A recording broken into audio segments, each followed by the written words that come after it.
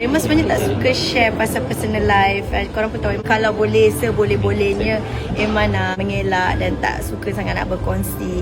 Tapi memandangkan si dia pun dah buat statement macam tu, jadi kita ikut je lah cara yang macam tu. Tak apa manis lah kalau kita nak bercakap kan. Kalau dia dah buat statement macam tu, jadi kita ikut je. Ada tak perasaan terkilan ke? Adalah, sebagai perempuan mestilah ada. Terasa tu adalah, mestilah sedih semua. Tapi nak buat macam mana, macam kita tak boleh nak kontrol hati orang atau apa-apa kan. Jadi bila orang dah buatkan statement macam tu, saya kena reda je. Hidup ni singkat je. Saya tak suka bermusuh, saya tak suka marah-marah ke apa ke. Macam kita akan sentiasa, kalau berkawan, kawan. Ada jodoh balik ada. Kalau tak ada pun nak buat macam mana. Jadi saya reda je. Semakin saya besar, semakin saya matang. Setiap orang yang penemuan kita tu mesti bersebab menyebabkan kita lagi matang ke, buatkan kita belajar arti kehidupan ke. Saya tak ada menyesal walaupun orang kata sesaat pun saya kenal dia, saya tak menyesal. Tapi sebenarnya dengan X ni ada perancangan lanjut ke Mak untuk ke fasa yang seterusnya ke?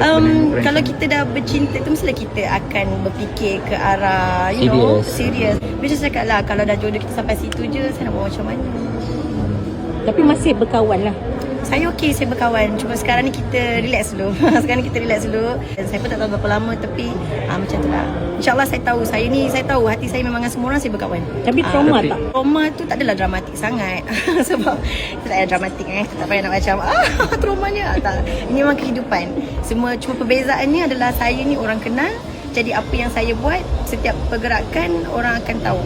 Nak cakap trauma pun tak adalah. Saya pun dah pernah berkahwin dan pernah gagal juga. Jadi macam saya cakap, setiap pertemuan tu mungkin membuatkan saya lebih matang dan membuatkan saya belajar arti kehidupan. Perasaan serik tak? Tak adil lah untuk saya serik sebab saya ada anak-anak. Tapi untuk saya nak kata nak bercinta ke apa ke, saya rasa mungkin sampai masa saya relax sekejap. Nak tenang-tenang dulu lah Tenang dulu. Keluarga saya setakat ni alhamdulillah, dengan siapa je saya ada dia akan support.